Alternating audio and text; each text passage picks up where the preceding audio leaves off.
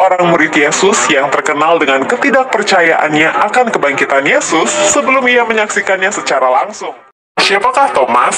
Pelajaran apa yang dapat kita peroleh dari kisah Thomas? Sedikit yang dicatat tentang Thomas sang rasul. Thomas mungkin dilahirkan di Galilea dari keluarga sederhana. Dia adalah seorang Yahudi. Kepribadiannya lebih jelas dibandingkan beberapa dari 12 murid lainnya.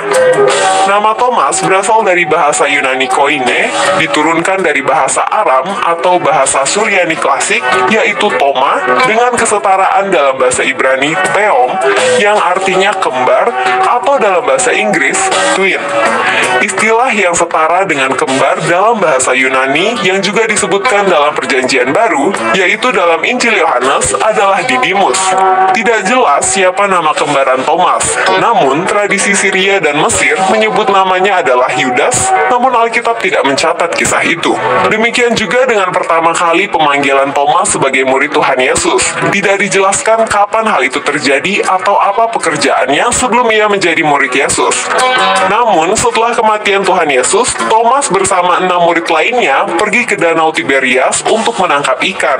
Yohanes 21 ayat 1-3. Mungkin hal ini mengidentifikasikan bahwa Thomas sebelumnya juga bekerja sebagai nelayan. Selain dalam peristiwa di atas, Thomas disebut dalam 3 peristiwa lain di dalam Injil Yohanes. Pertama, ketika Tuhan Yesus hendak kembali ke daerah Yudea, murid-muridnya memperingatkannya agar ia tidak kembali ke sana sebab masyarakat setempat benci kepadanya. Lalu Thomas berkata, "Marilah kita pergi juga untuk mati bersama-sama dengan dia." Yohanes 11 ayat 16. Kedua, Thomas bertanya kepada Tuhan Yesus kemana ia akan pergi, tatkala ia mempersiapkan murid-muridnya perihal kepergiannya kepada Bapaknya. Yohanes 14 ayat 5. Waktu Tuhan Yesus menampakkan diri kepada murid-muridnya, Thomas tidak hadir. Yohanes 20 ayat 24. Tidak diceritakan mengapa Thomas tidak hadir saat itu. Yang ketiga, Thomas sering dikutuk karena diasumsikan sebagai murid yang kurang kepercayaannya karena meragukan kebangkitan Yesus. Yohanes 20 ayat 24-25. Inilah bagian yang fenomenal dari hidup Thomas. Tetapi, sadarkah kita bahwa Thomas juga adalah seorang murid yang berani? Ia rela mendukung Yesus di masa-masa berbahaya. Hal itu dicatat jelas dalam kitab Yohanes 11 ayat 16. Dia juga tanpa henti mencari kebenaran.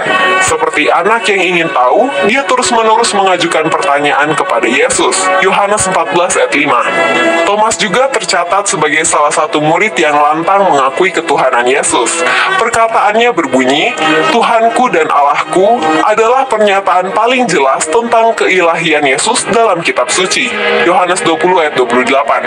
Seminggu kemudian, Tuhan Yesus menampakkan diri lagi kepada murid-muridnya, termasuk kepada Thomas, dan Yesus memberi kesempatan kepada Thomas untuk meraba bekas paku di tangannya dan bekas tombak di lambungnya. Thomas pun mengaku, "Ya Tuhan dan Allahku." Yohanes 20 ayat 28. Keraguan Thomas atas kebangkitan Tuhan Yesus sebenarnya bukanlah hal yang negatif, sebab Tuhan Yesus pun tidak mencelanya.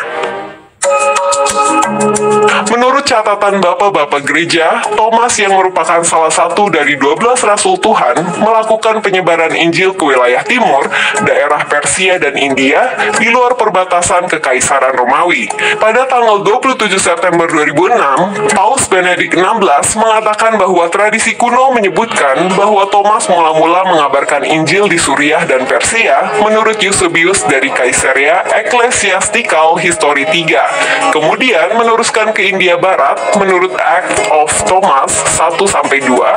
Dari sana pula ia akhirnya mencapai India Selatan. Eusebius dari Caesarea mengutip Origen menyatakan bahwa Thomas adalah rasul bagi orang Partia, tetapi Thomas lebih dikenal sebagai misionaris ke India berdasarkan catatan Acts of Thomas yang ditulis sekitar tahun 200. Kematian Thomas. Menurut tradisi, Saint Thomas mati dengan cara dipanah dan ditombak, lalu dimakamkan di Saint Thomas Mount di Chennai dan dimakamkan di St. Tom Cathedral Basilica. Itulah fakta-fakta menarik tentang Thomas Didimus, murid Yesus.